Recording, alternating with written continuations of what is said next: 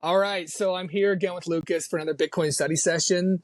We're reading still Lyn Alden's Broken Money, Why Our Financial System is Failing Us and How We Can Make It Better. We're on the chapter 5 and 6 today. So as usual, I'll give a small summary to hopefully kind of bring everybody up to date on where we're at. So if you haven't been reading along, then hopefully this will get you to as if you have been reading along, so you can then afterwards listen to the conversation that Lucas and I are having as we kind of parse out the topic. And if you haven't, I would encourage you to be reading along. This is definitely a book that very lucidly written, very, very well written. So we finished up last time. We finished up chapters 1 through 4. Those constitute part 1 of this book, where Alden answers the question, what is money? That's what she posed to herself in part 1. She discussed the anthropology or the history of money as it concerns humans. And as she told the story, there were 2 systems of kind of prehistoric to ancient money. Those were first credit, where people just exchange favors with each other as a form of ledger that they keep between themselves as a form of money. And second was commodity, a type of money based on the physical characteristic of the thing that's being interchanged. Physical characteristics that make a thing suitable to be used as money, like scarcity. She also discussed how gold then emerged as the best of the commodity monies, largely because of its physical characteristics, of course, but largely because of its high stock-to-flow ratio, its scarcity. She then looked at both the credit theory of money and the commodity theory of money, the theoretic frameworks for credit and commodity as forms of money. She then didn't declare a winner between these 2 frameworks, even though they're kind of opposed. They have seemingly different ideas about what money is, either credit or commodity. Instead, she proposed a unified theory where she looked at the underlying logic of both theories, the credit theory and the commodity theory, and said, hey, what is common between both of these is that both the credit and commodity theory of money are based on the idea of a ledger. That's the underlying idea that unites them, a way that they both are ways to record kind of transaction, keep track of who owns what. So then she proposed the ledger theory of money as a way to unify those 2. And the question then arises kind of who controls the ledger and other things, but the real basic idea is that the money at its most basic is the ledger itself. And the thesis kind of overall of her book, I'll read that again. That's in the introduction, but I think it's good to keep that forefront in your mind. And this brings us to this idea of a ledger. So she says, quote, at its core, money is a ledger. Commodity money serves as a ledger governed by nature. Bank money serves as a ledger governed by nation states. Open source money serves as a ledger governed by users. As this book explores, the evolution of technology changes the prevailing power structures and incentives surrounding money from era to era. So today we're moving into part 2, the birth of banks. So we're going to begin to see banks' money serving as a ledger, as she says here, governed by nation states. And we're also going to see the technology of banking emerge as a thing that kind of defines money from era to era, as she noted. So we're entering part 2. Part 1 was what is money? Now part 2 is birth of banks. Today we're doing chapter 5 and 6. Chapter 5, Proto-Banking and the Hawala system. So in this chapter, she begins to give kind of a history of the development of banking. Banking, this is a book about technology, and for Alden, banking is a series of legal and technological layers that develop on top of a commodity money. We began to see that actually in our other chapters, the way that banking is an abstraction that makes gold more usable as a money. And we're going to see that here today as well. So she starts with something called the Hawala system, Hawala, which was kind of coincided with the rise and the spread of Islam, both geographically and in time. But it was also used by non-Muslims. And so the Hawala system is a form of proto-banking, one might say, an antecedent to banking. It is a legal concept where debt is delegated between a decentralized system of specialized brokers. So here's an example. It kind of Alden walks you through this in the chapter. So the person using the Hawala system, the customer A goes to Hawaladar. That's the specialized broker in this system. Customer A goes to Hawaladar A. The customer gives money to the Hawaladar, a password, and then a specification that the money be given to customer B, who's in another area. So they want to give money to somebody else who's in a different area. Customer A communicates then the special password related to this money they've given to the Hawaladar to customer B. So they communicate somehow, Fred, who's in a distant town, the password is apples in order to get this money. They've also deposited that money with the Hawaladar in their own area. The Hawaladar in that customer A's area then communicates with the Hawaladar in the other area, that password. So now the Hawaladar in the new area and the customer in the new area both know that password. The customer in the new area, customer B, who I called Fred, goes to the Hawaladar there, tells him the password, and then receives funds in the new area. What you see in this example, and what's key to the Hawaladar system, is the money was never actually sent. There was money deposited with the Hawaladar, the specialized broker, in one area, and then in a distant town, the Hawaladar disperses funds to a different customer, just based on information having been sent. So basically, value has been transported without having to move underlying coins.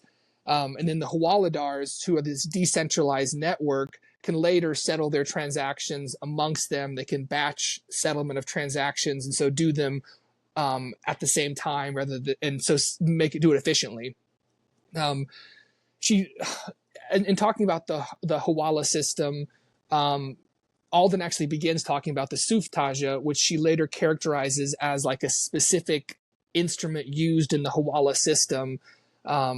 It's like a traveler's check maybe, or a wire transfer prior to those things coming into existence between the Hawaladars. The Suftaja was the document itself that a person in one area could deposit their money with a person, get a Suftaja that would then entitle them to give the Suftaja to the Hawaladar in another area and receive that money.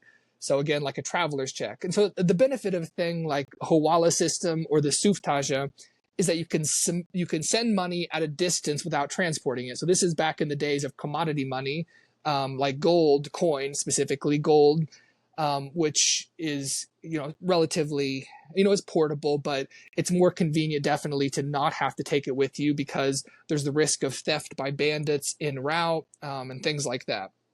So that's the benefit of the Hawala system, is its efficiency, convenience, and kind of this safety element of not having to walk about with a lot of money on you. The one thing that is required though, is trust in a Hawala system.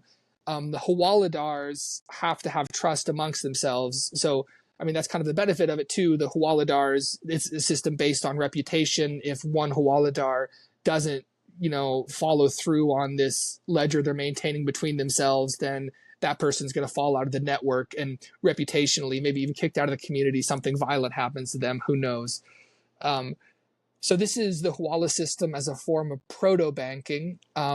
These are technologies that are arising to mitigate some of the difficulties of using commodity money prior to actual banking, which arises as this way to facilitate payments between people in different areas. It is so it's called the Hawala system, and I said it rose and spread with Islam, but it came into contact. This is a technology spreads, it diffuses. It came into contact with the West too through the Crusades. Alden mentions the Knights Templar are this religious order that has they have an office in Jerusalem, and they also have their order headquarters throughout Europe. And people who want to go to the Middle East and join the Crusades could deposit money with one of the offices or their branches or whatever, maybe forts, I don't know what they had, in Europe, and then get some sort of document or code or whatever, and then go to the Middle East, to Jerusalem, and then from the Knights Templar in Jerusalem, be able to take out that value down there, and so join the crusade without having to travel with all their wealth on them. Alden notes also, interestingly, that the Hawala system is still in use. She gives an example, which is not she's not like recording an anecdote. Well, maybe she is, but she has seen personally. It's just kind of like a probable situation of this happening. And what she says is, imagine somebody who's an Indian migrant worker in the United Arab Emirates wants to send a remittance back to their home country.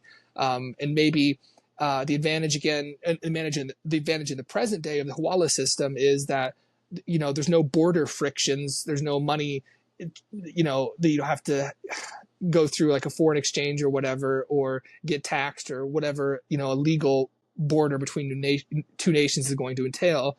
And also just there are, of course, broad swaths of the world population that are simply unbanked and don't have access to what we take for granted in the West. And so something like a Hawala system still functions for individuals and is used nowadays. So the question again for Alden, money is a ledger. Who controls the ledger then in this situation? So she notes that this is a channel-based ledger that's controlled by the Hawaladars, and they're kind of each maintaining the ledger just as part of the network. Quote, this is what Alden says, quote, "Nobody knows or keeps track of the full network ledger. There is no master Hawaladar that they all report to. Instead, it operates by individual Hawaladars keeping accurate books for their individual channels with other Hawaladars, along with reputations in the broader region so that each Hawaladar is known by many Hawaladars." So that's who maintains the ledger for the Hawaladar system. So that's Chapter 5. We get this idea of proto-banking, that there are systems in place prior to banking that are going to lead to it. Chapter 6 is called The Innovation of Double Entry Bookkeeping. And is more about the rise now of modern banking in Italy. So double entry bookkeeping is going to facilitate this rise of modern banking. Double entry bookkeeping splits ledgers. You may be kind of broadly aware of this. Splits a ledger into liabilities and assets, and those two then reconcile. And this type of record keeping is going to allow for more elaborate sorts of financial services that we associate with modern full service banking to be developed. Banks actually get their names etymologically from banco is an Italian word meaning bench. The modern bankers, in this sense, would sit on a banco, a bench in the merchant square, and they would serve the merchant class. Each of the bankers would maintain a ledger, and if you would just go to the banker and they would do the accounting between different merchants who were there. This would increase efficiency. So if two merchants had the same banker, they could just move money between their accounts with the banker instead of having to do material transactions, weigh the gold, test the gold, all those types of things. And so it increases efficiency to have a banker in this way who's maintaining a ledger.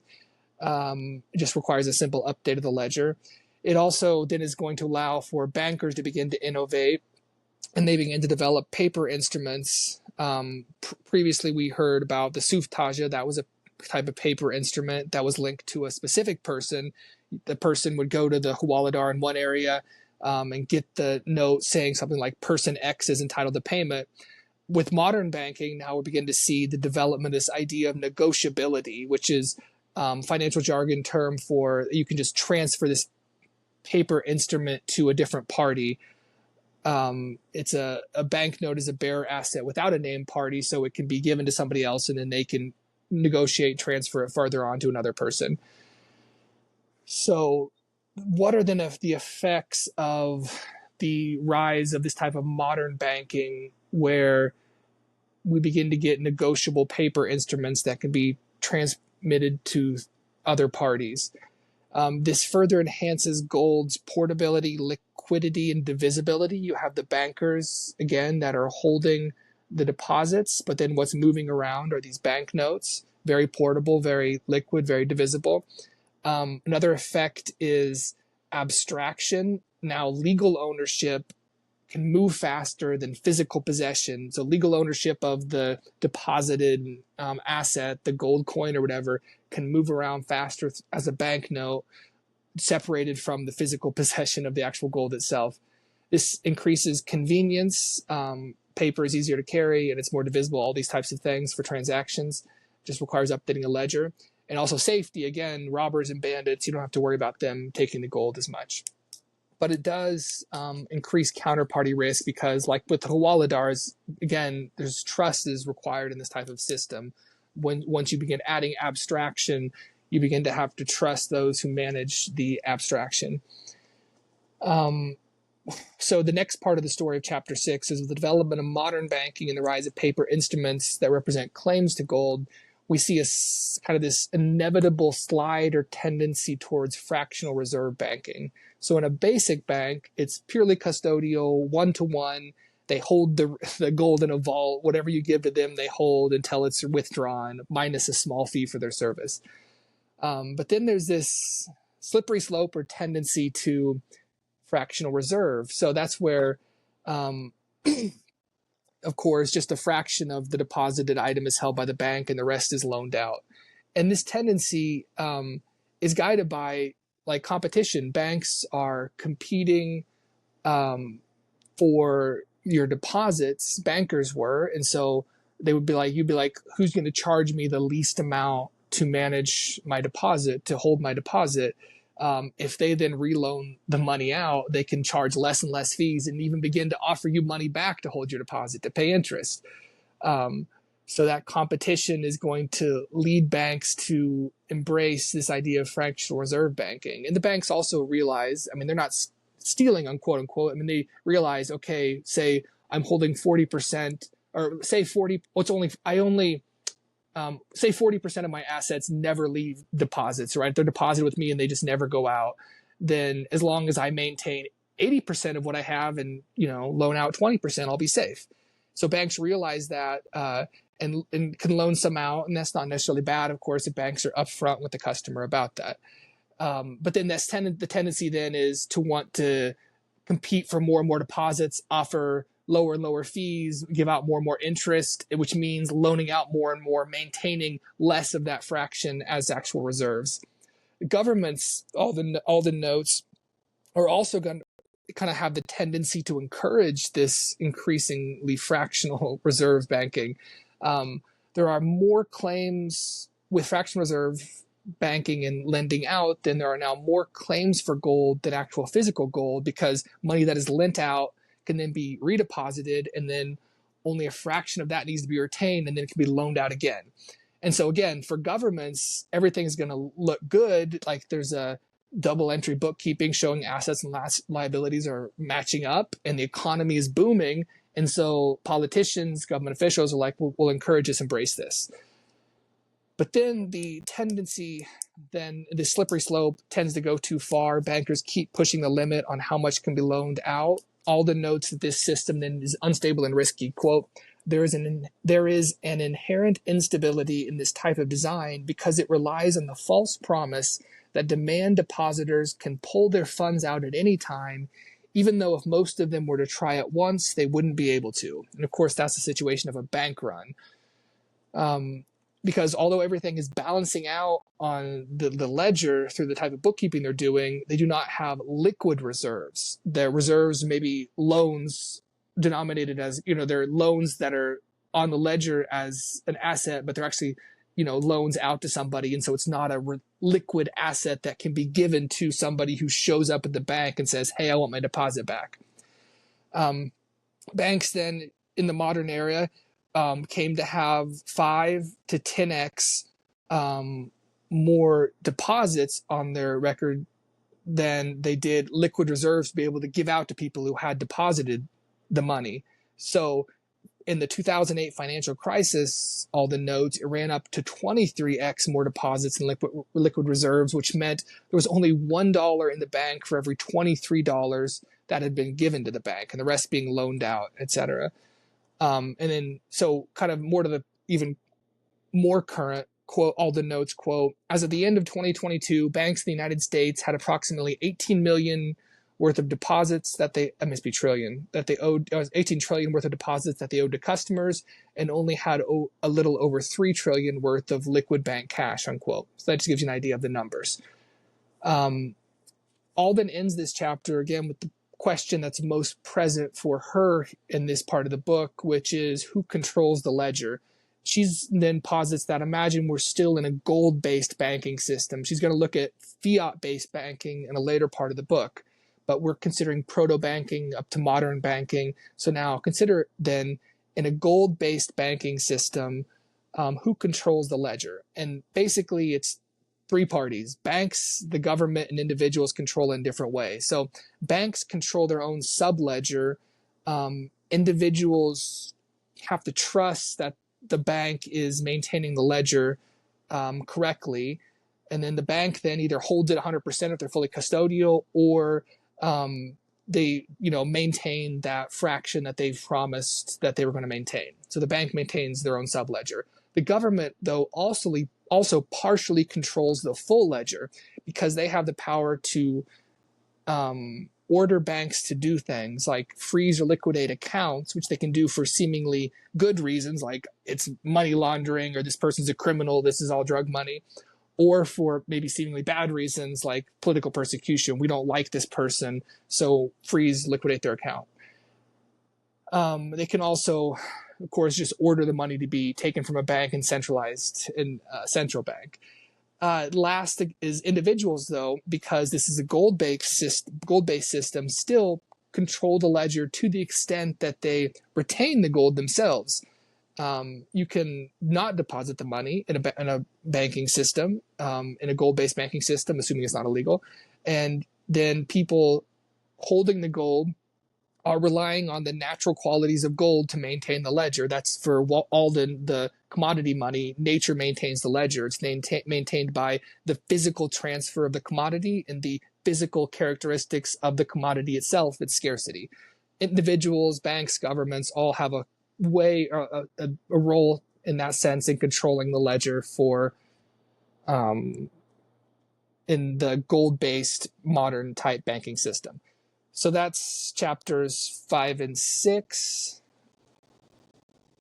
Lucas, then what do you think about that? I don't know if you agree or disagree, but this is a historical account, and I don't suppose you're going to put on your historian's hat and disagree that this is how it developed. But did you find her history, I guess, persuasive for what it was?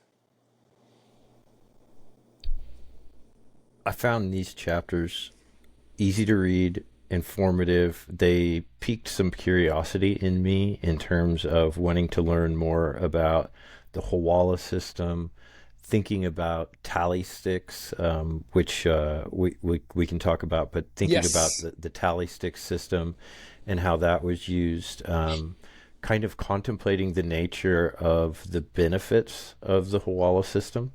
And yeah, so again, as we've talked about it before, Alden does a fantastic job writing this book. She's incredibly thorough, and she provides. This is like if you've ever read a Tom Clancy novel. I think it was one of the first, or if not the first. He wrote this book called The Hunt for Red October, which got turned into a movie, and later I think into another movie. And anyways. But supposedly after he wrote it, he was called in to the White House and basically investigated because his accuracy in the detail that he had was so thorough that they felt that he must be getting some sort of information that he wasn't supposed to be able to. But Alden is kind of like the economic Tom Clancy.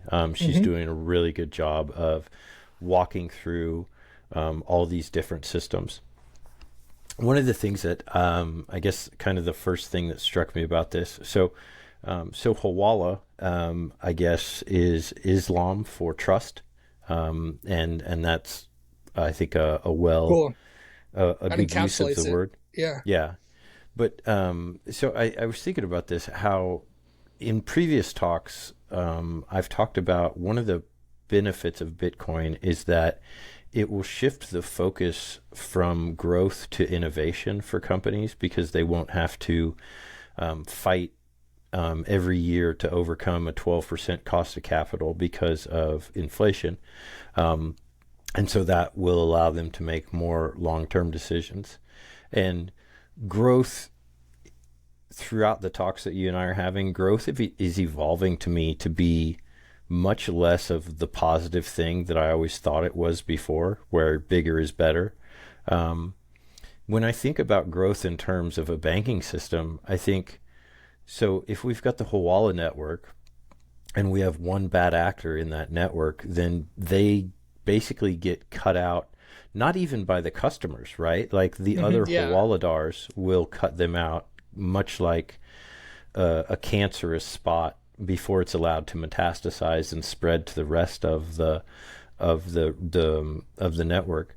But in terms of the banking system that we have today, I before I was just mentally running through in my mind all of the massive fraud, embezzlement, just outright theft, et cetera, news stories that I've heard in the last 5 or 10 years of banks. Um, and it's very clear when the details of stuff like that starts to come out. Enron would be one of the earlier examples. Um, when the stuff like that stuff starts to come out, it's very clear that it's not a single actor. It's complicity by tens, 20, hundreds, thousands of people, and size can be a major detriment, because it can allow that cancer to metastasize and spread throughout the entire network. So Yeah, I found that really interesting. I don't know. I mean, so again, that kind of takes us back again to, what is Bitcoin, and Bitcoin is it is decentralized. That every node is separate. Every actor is separate. You can have bad actors in the system, and it doesn't affect the rest of the system at all. Like, yeah, one bit. In fact, if you were to say, as a network, as a community, identify certain wallets that are bad actors, and everybody is then going to just say, well, we're just going to refuse to accept or do business with those wallets, then all that really does is it makes everybody else's Bitcoin worth more, because now you've effectively taken some out of circulation. So yeah, there's this self-protection mechanism to the Hawala network that yeah. I think you see reflected in Bitcoin It's very as well. Yeah, no, the Hawala system is very interesting because it is, I mean, it shares with Bitcoin at least that it is decentralized. It requires trust, but as you know, there are ways that trust is enforced through reputation. And also, in some of my side reading on it, I think that a lot of the Hawaladars were also like friends and kin. Like they were like tribal affiliations and whatnot. So we learned in a previous chapter that like credit-based systems seem to work well on the local level between friends and kin, where you can enforce reputation and there are maybe other reasons to cooperate with a person. And so the Hawaladar network then finds a way to make the network through it's a channel-based ledger, as all the notes. And so the channels of the ledger then become based on friend and kin, and allow non-friend and kin to use it and kind of divert their credits through those channels. I mean, it's not a pure credit system because we don't have negotiable banknotes yet, but it is a way, at least in where friend and kin type networks can become even transnational, and people who are not friend and kin can use them to teleport money. And on that, one of the things that all the notes in there is that the Hawala system kind of contemporaneously has come under attack, I guess you would say, or suspicion as a conduit for terrorist money laundering and getting money to terrorists and things like that. And, I don't doubt that could be true, but I wonder, we see the kind of weaponization of money laundering stuff against Bitcoin as well. It seems to be a way that governments go after decentralized networks that are not controlled by the government, is to point out the nefarious uses of it, even though, of course, the US dollar is also being used for terrorism and money laundering.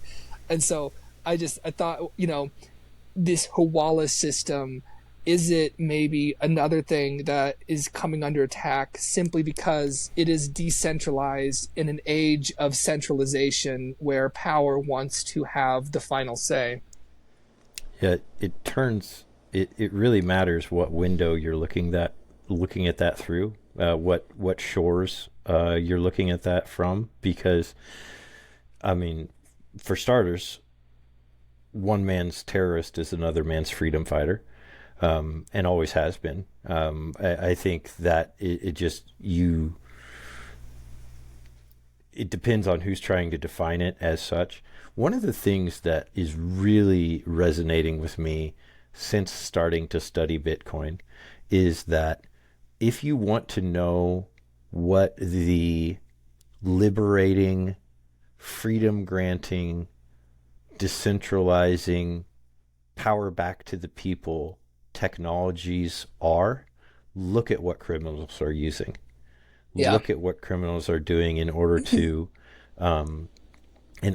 get out of the system, because in a lot of ways that is going to be what everybody else catches. Like moonshine guys that ran moonshine they were the first people to adopt the car. Like, the car is certainly not an element of terrorism, but it certainly did allow them to escape authorities. But so it was a horrible thing back then, awful that these people were running moonshine in cars. But you look at it today and you're like, I don't know, was it really a very good idea to outlaw alcohol? It pretty much seems like all we did was jumpstart organized crime and give it steroids in order to steroids and a structure basically to run the country from this kind of underground method. If criminality is good for innovation, maybe that was like a Y Combinator thing to have prohibition. Yeah. Like make something illegal to see how these criminals are going to innovate. It's a lab for innovation. We can harness criminality to our benefit. Yeah, you're stress testing it, right? I mean, you're putting the lid on, and you're adding stress to it, and something is going to pop out. And I don't know necessarily. It doesn't seem. It probably doesn't track with me that it's the criminals that are doing the innovating. It's probably more just.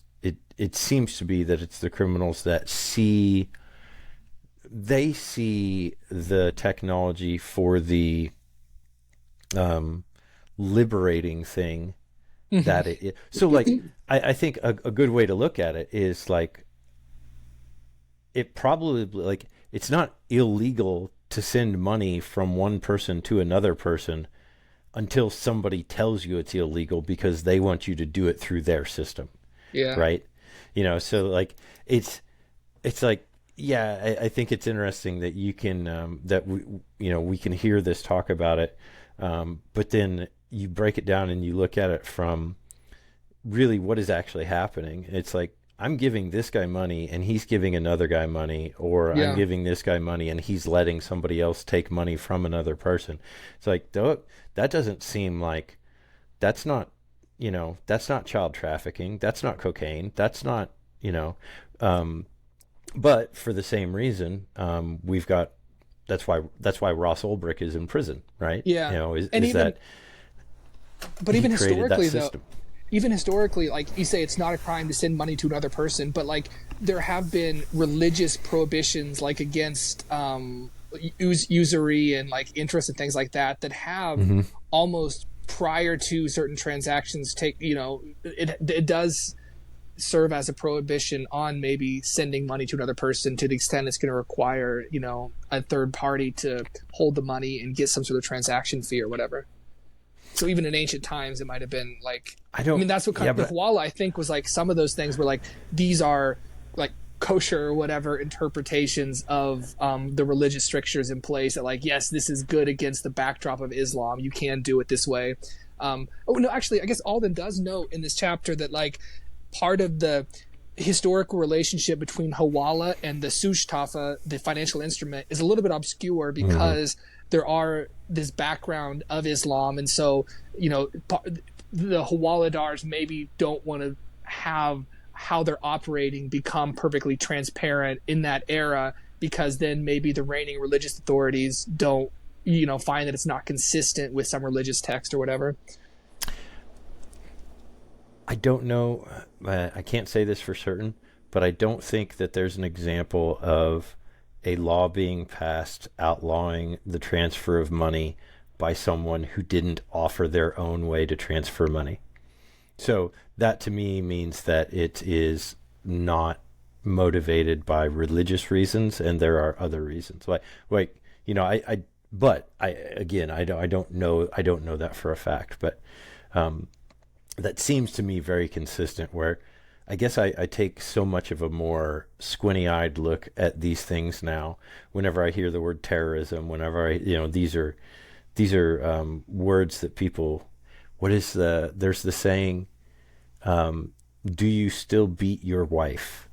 Yeah. Have you stopped beating your wife? Yeah. Have you stopped beating your wife? And it's it's this indefensible thing that people get locked into. So I don't know. That's kind of how I think about it, I guess. Fascinating to read. So the Islam network was using checks as early as the 10th century, at a time when Europe was still kind of starting to fumble around maybe a little bit with metallic coins. And so, that area of the world has given, modern mathematics and navigation and I think the oldest university in the world. And, really has developed a lot of things that when they spread throughout the rest of the world had a shocking impact on the way that they were perceived. Here's something I wanted to ask you about. So what did you think of when you read about the tally sticks? I'm sure you're probably aware of it, or you thought of it before, but so the tally sticks were accountants would sit on the benches, the bancos in Italy, in Florence and Vienna, and two merchants would come up, and merchant A would say, hey, I want you to make a mark in your ledger that I owe this guy 500 whatever, and the other guy goes, yep.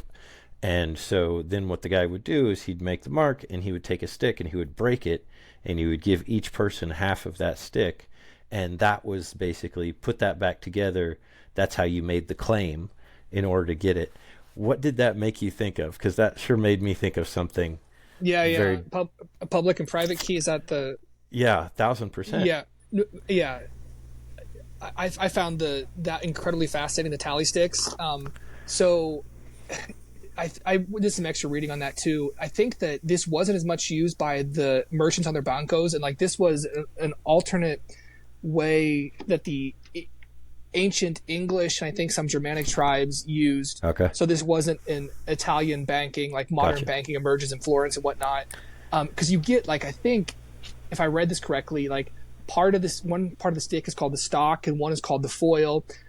Later these things become so widely used, the tally sticks, the stock and the foil, that they bring the stocks to a place, and that place becomes the stock exchange. And so, yeah. And also, the short end of the stick is another phrase that I got the short end of the stick. That comes from tally sticks too. And just so to make it less abstract, I got a picture here I wanted to share. Can you see that, Lucas, right there? I can see your thumb. Oh yeah, I got it. Oh, that's what that looks like. Yeah. So it's tough and so it's split lengthwise like this. And these, can you really see it good? Am I just pointing at nothing? Yeah, I can see it. It looks like a dull saw blade, basically. That's it. That's a good way to describe it. So and the notches, the serrations, each of those are indications of different denominations. This is a bigger one, and these are just different types of denominations in the exchange. And so I think this is a quote maybe from Wikipedia. Or no, this is it's from some article online. I won't read it. But basically then the tally stick is then you have these two things split lengthwise like that. If they match together perfectly, then each party of the exchange gets one of them. When they match together, that the person did hold the debt or the credit or whatever corresponding to this other person. And the really cool thing is random. I wrote it on the Word document. You might have saw it there. Randomness in nature is the best cryptography, because the grain of the wood not just the notches, but like this is Yep. is so elaborately, like, not purely random, of course. There's like a reason the grain is as it is, but it's not replicable. And so like a tally stick, you could probably use this today with quite a level of cryptographic security or whatever, because like you can't recreate the wood grain. You have to do the notches perfectly or whatever. Like how subtle that is in the wood when you see if everything lines up absolutely perfectly. It was an immense level of security, obviously, back in the day where you need to maintain a ledger in some way. If you just purely write it down, all of the trust is on the person maintaining the ledger. But if it's like maintained in this tally way, then there is that, like you kind of hint at the analogy with Bitcoin. People do have their own key to the exchange, to their own funds that is going to cryptographically secure it. So yeah, the tally sticks are a really interesting precursor, forebear to Bitcoin. Yeah. Oh yeah, precursor, forebear. Tally sticks. Do you think that tally sticks are the world's first example of biometric scanning, or like biometric? Because I mean, like you bring up a very good point where it's like you can't take a stick and get another one and match the grains. You can't cut that same stick and use it shorter and get the grains to match. Like it's just not going to happen. Right. It's like a fingerprint, except probably I would assume it's more accurate, but I'm not sure. You ask if it's history's first example, and there's actually another practice called chirography,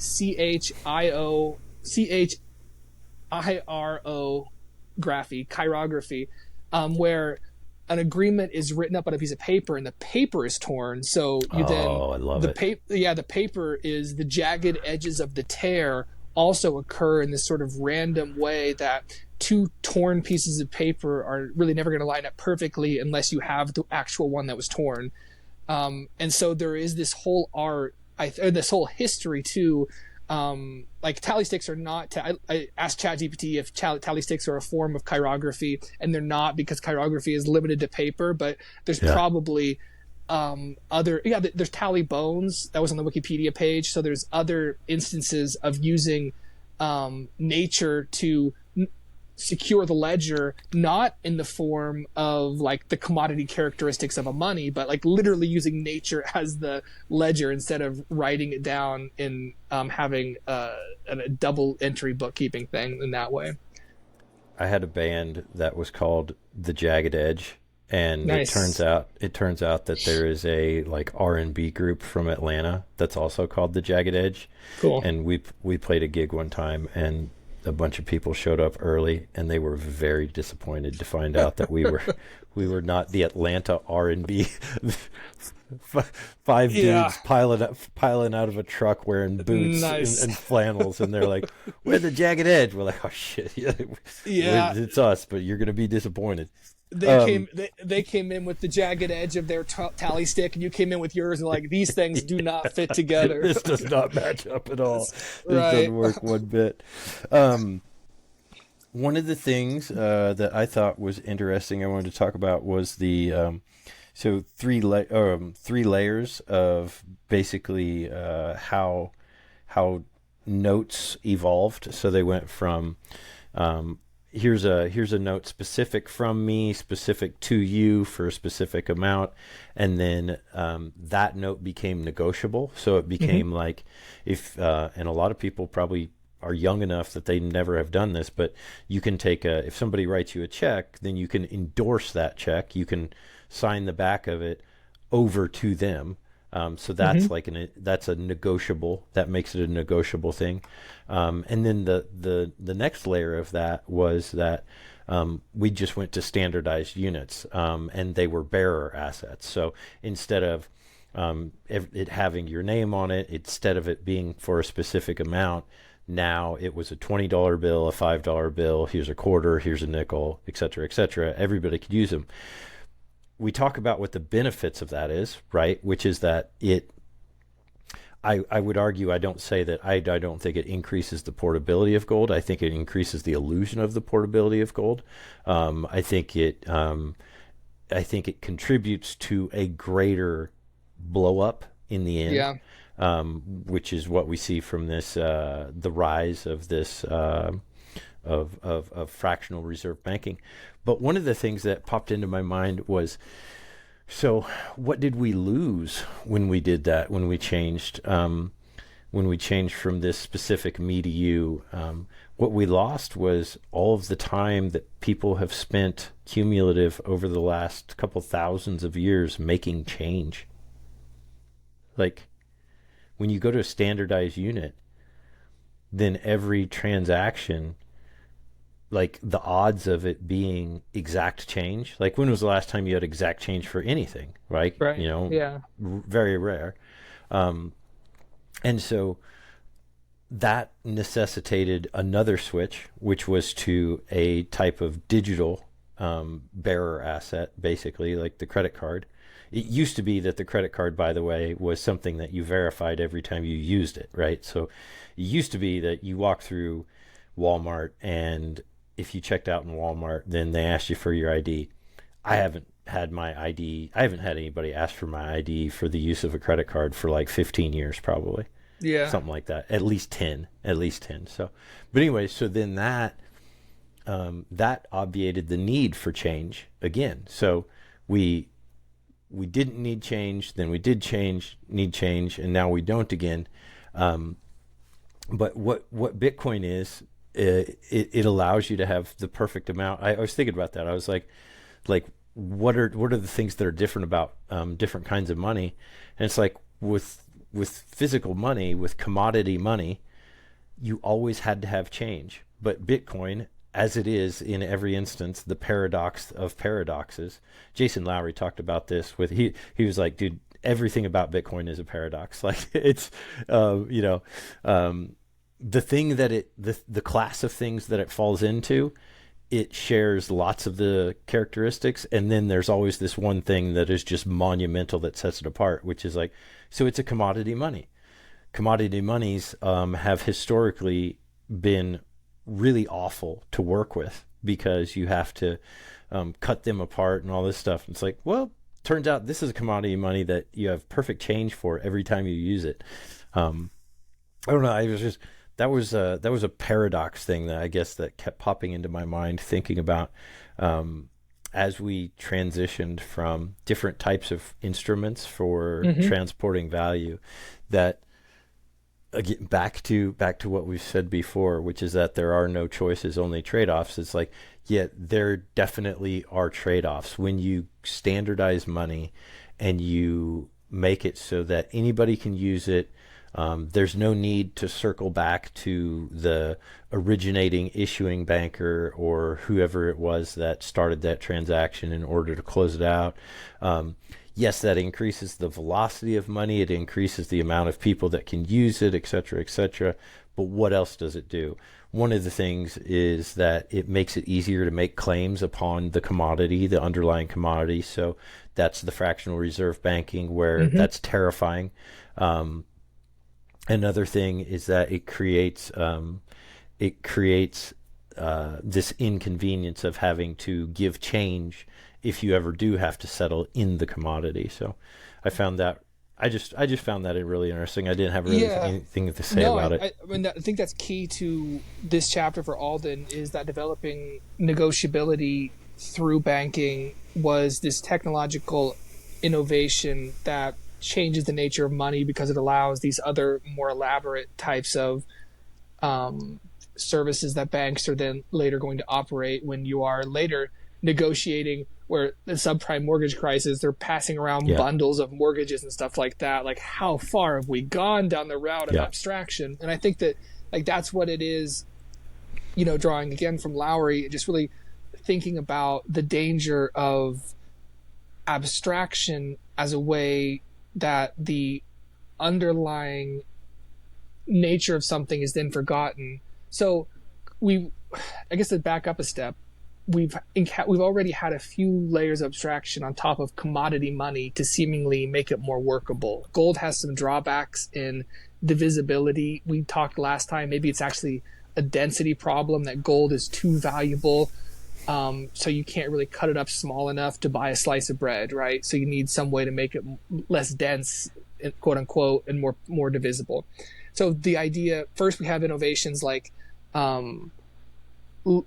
legal tender coinage, which is just a way to make uniform the pieces of gold you're carrying around to mitigate another seeming drawback with gold as commodity money, which is that maybe you need to like test it to see if it's gold each time. Whereas if you have legal tender coinage, maybe you have the emperor's face stamped on the front.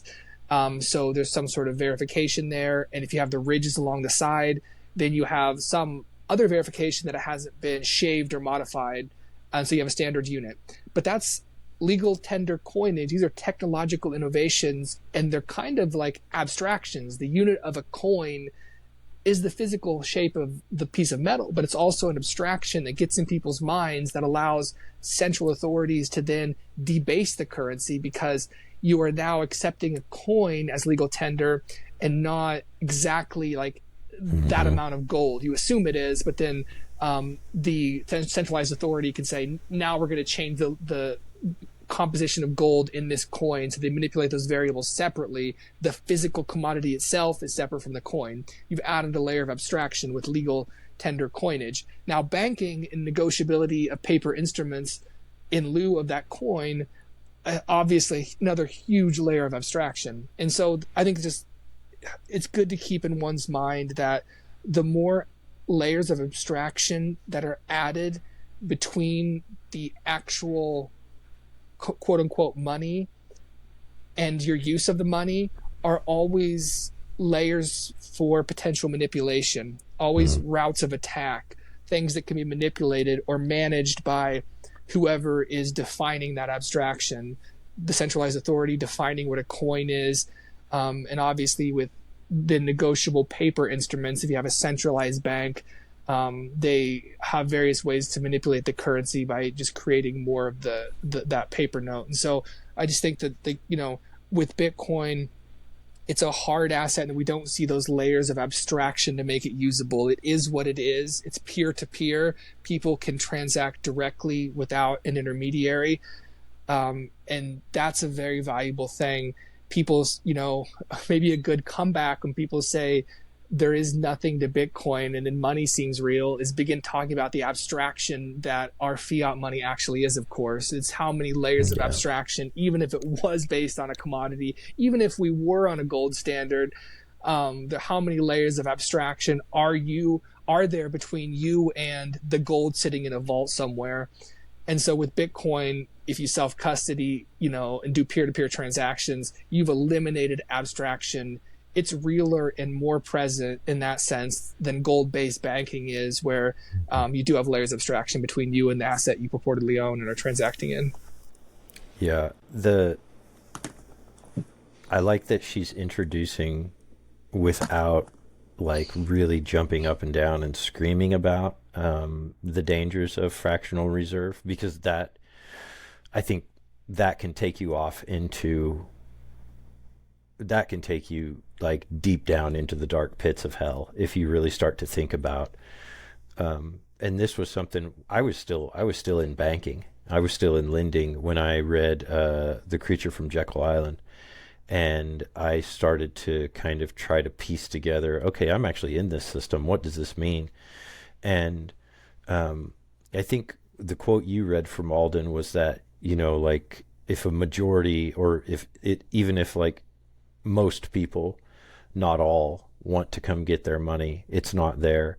And I don't think that might not be an accurate quote, but it's so much worse than that. It's so much worse than that. It's not most people. It's not a majority of people.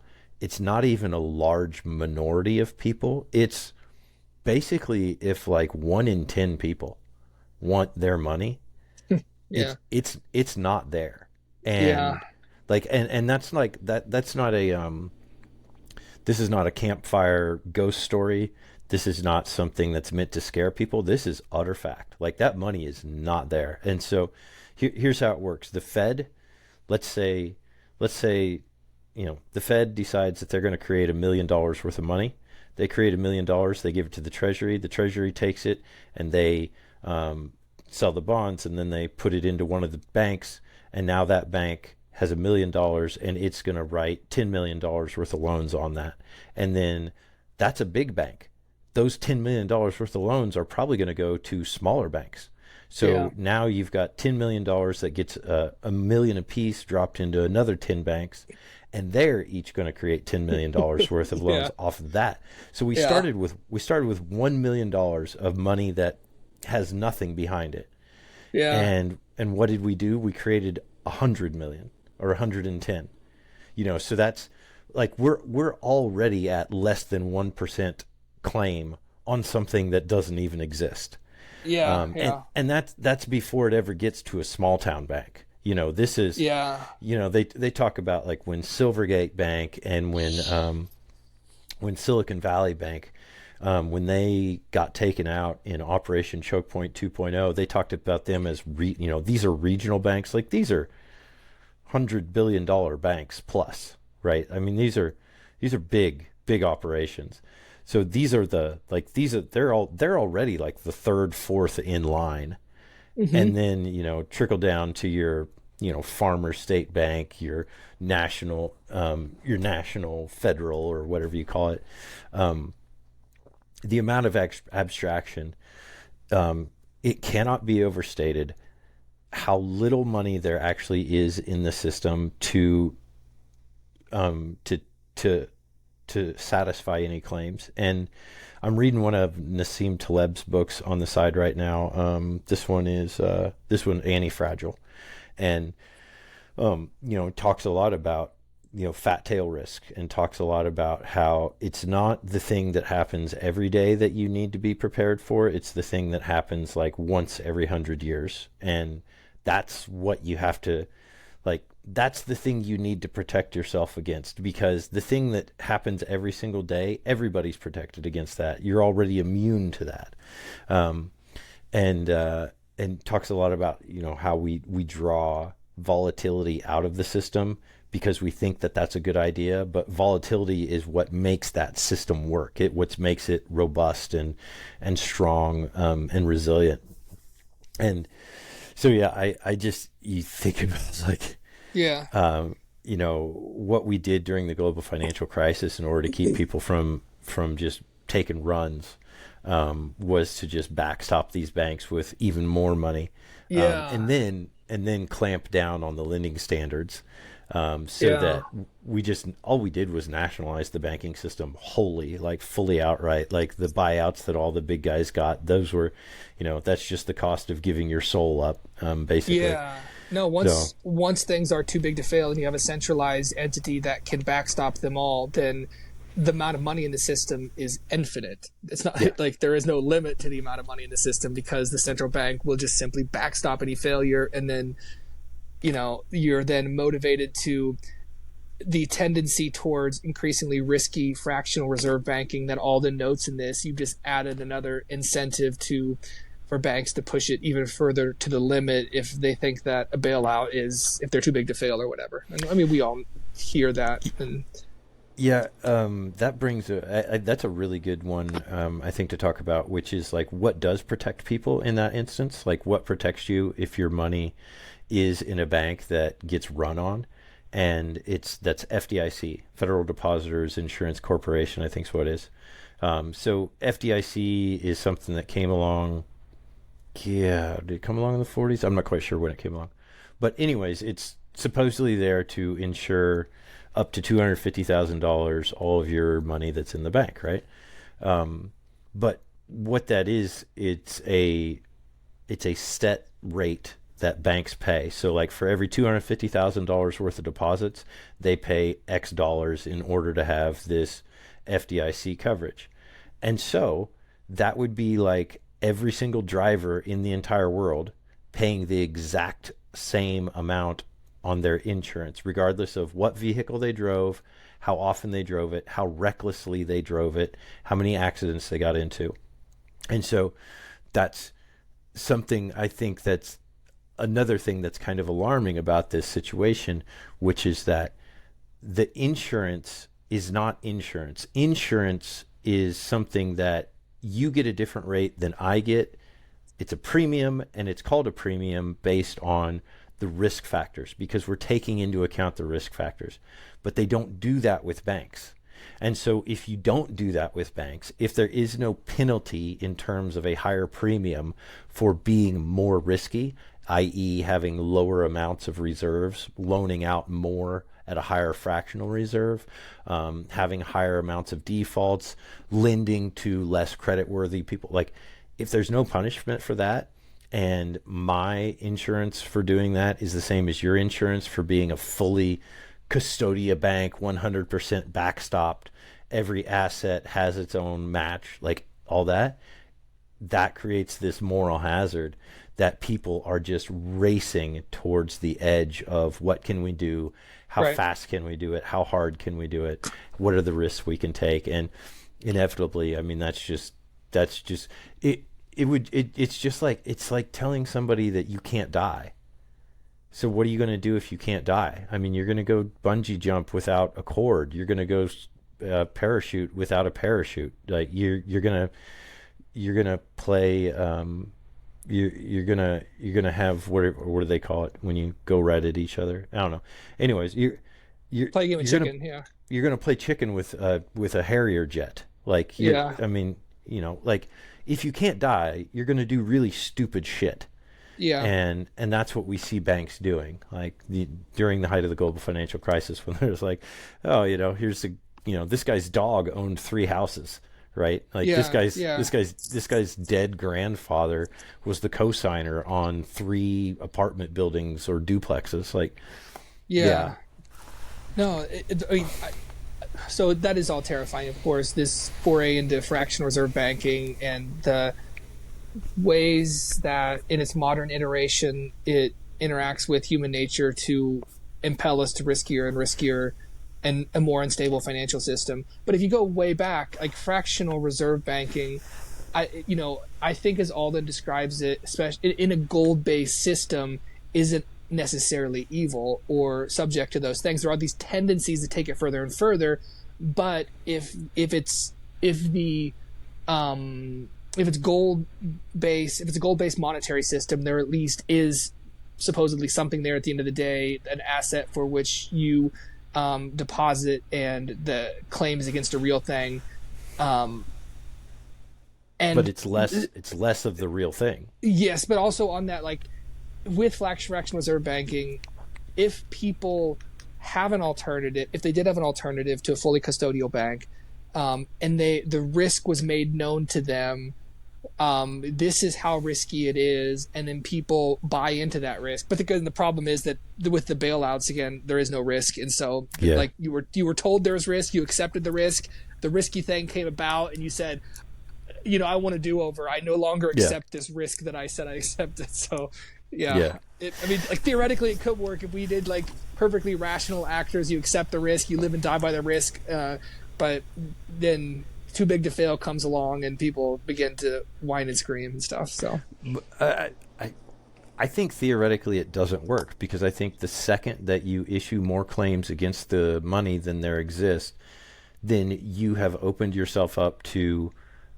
Nassim Taleb's black swan, to the fat tail risk, to the it will happen. Like it will happen that everybody wants to get their money out. There's just you can't predict it, and you can't back test for it, and you can't use this data to say that it'll happen, but it will happen.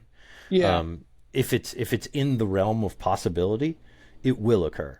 There is a way to mitigate it. Like in Alden notes, there's certificates of deposit where you match the duration of the loan with the deposit duration, such that someone promises, I won't withdraw this deposit for 10 years. Then the bank can loan it out. It can be a fractional system because they're not maintaining the full reserve, but you promise not to kind of make a run on the bank for a certain amount until the loan is paid back. Yeah, that only works if all of it is that way, though. Like every single bit of money that's issued is backed by something that is time dated.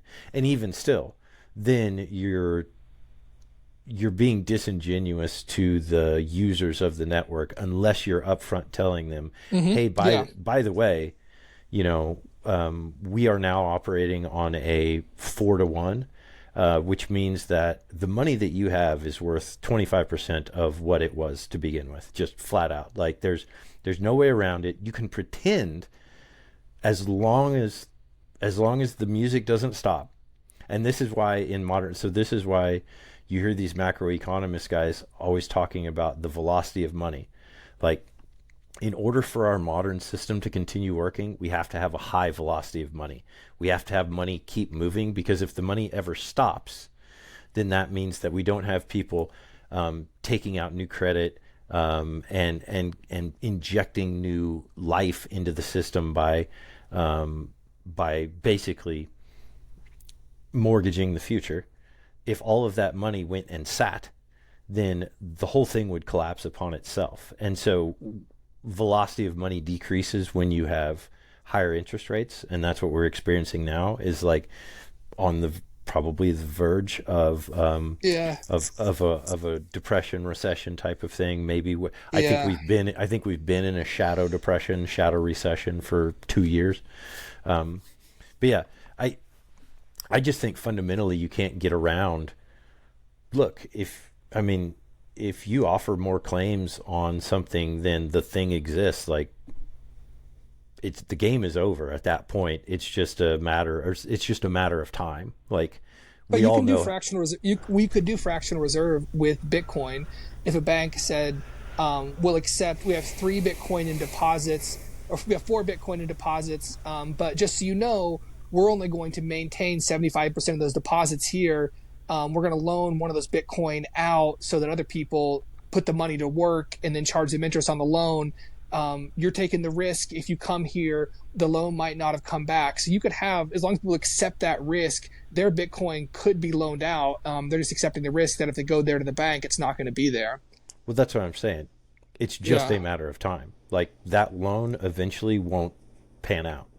Like, well, there could be defaults, that's for sure, but that's not every loan. No, it's not. It's not that there could be. It's that there's a guarantee that there will be. It's not. If it can happen, it will happen, right? Yeah, right. I'm just saying. I think that there is probably a way, if the risk is stated up front to people and they're savvy financial customers, that that you can't have a fractional reserve system. I'm not saying I want to do it or it's a good idea.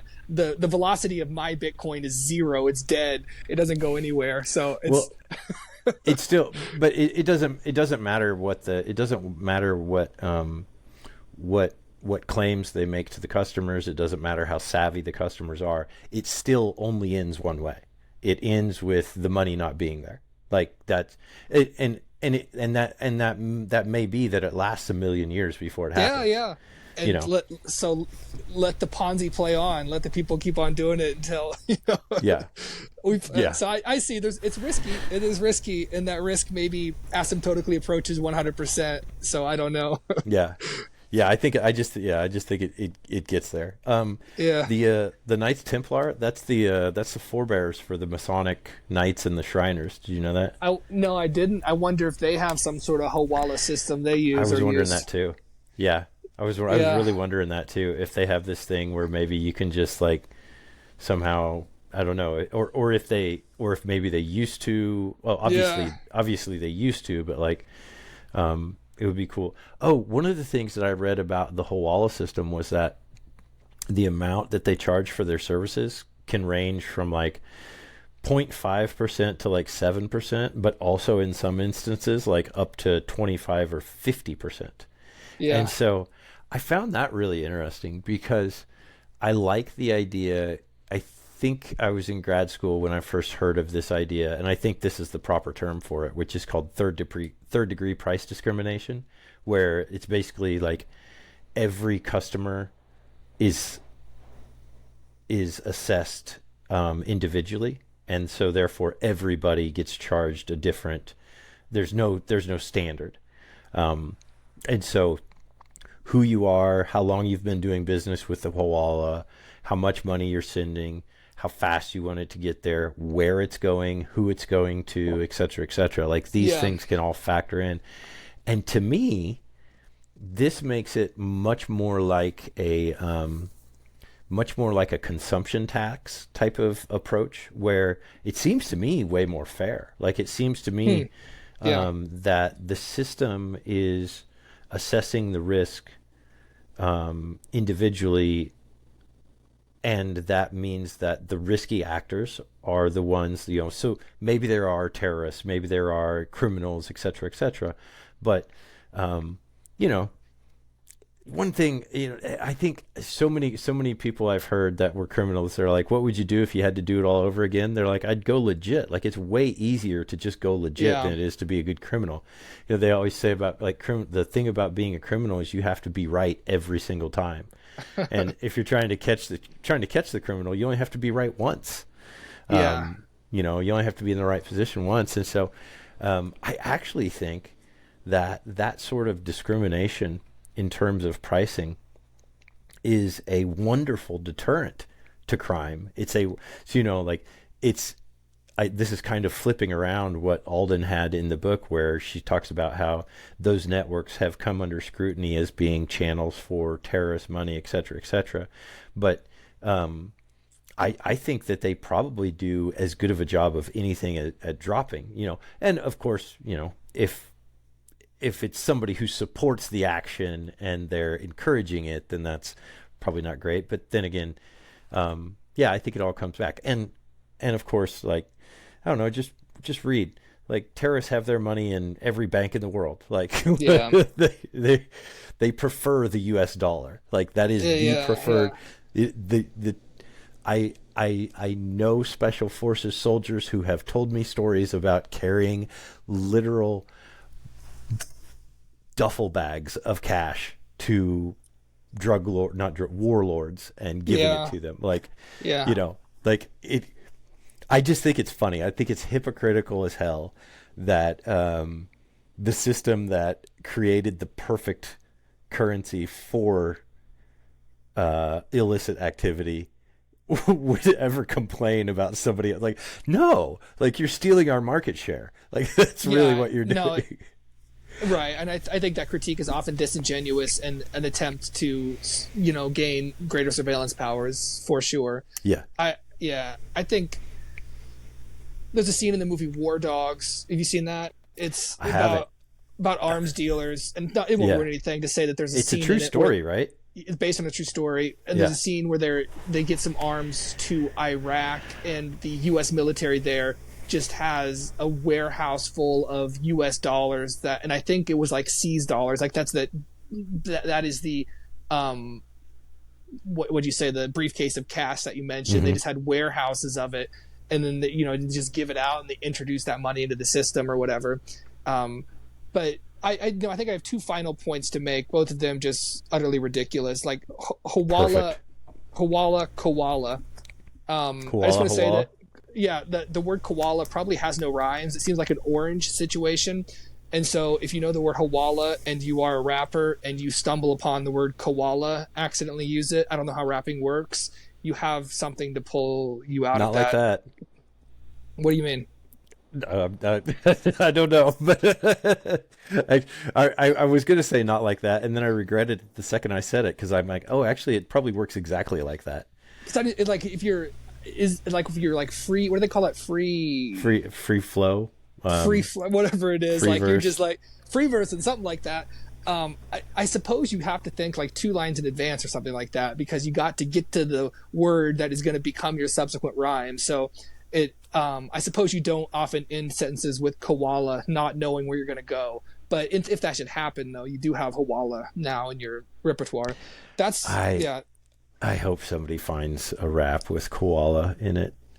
No. Yeah. I want to hear it. Talks about the Hawala system, and it just like breaks down the history of money and proto-banking through the metaphor of a koala. Koalas have pouches, right? I don't know anything about koalas other than maybe that's a kangaroo. I think they're marsupials, so they would probably have a pouch. Yeah.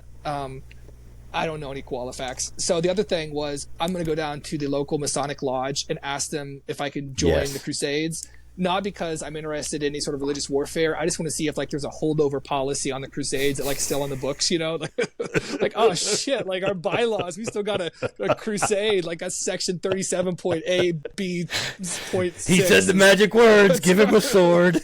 That's right. break out the shield. Yeah. So I know. I suppose they're not too involved in the Crusades at this point. The Knights Templar is now totally dissolved, and they are just Masonics. So handshakes and whatnot. Supposedly. Yeah. You never know. There's probably a front for something even better. The Declaration of Independence movies, whatever they're called, the ones with Nicolas Cage, they were really good. I enjoyed those. Yeah. I didn't really have a whole lot to say about the double entry bookkeeping. Like, I don't know. That was the second part of what we talked about. It excites many souls, and yeah. When you hear double entry bookkeeping, people get going. It's exciting enough as it is. I can't even add anything to it to make it more exciting. So that's a good point. Yeah, that's like a Ferrari doing a burnout on top of a chocolate cake with a stripper inside. So yeah, something like that. Yeah, exactly. Nope. On that, I think that's a great place to end it. Are you good? I am good. Hawala Hawala. Let's get out of here. Awesome. All right. I am at lucasmaddy on X. That's at thewholeframe. And we will catch you guys next time as we go into what would be chapters 7 and 8, I think, of Lyn Alden's fantastic wander through money and money as a technology called Broken Money. Thank you guys for joining us, and we'll see you guys later.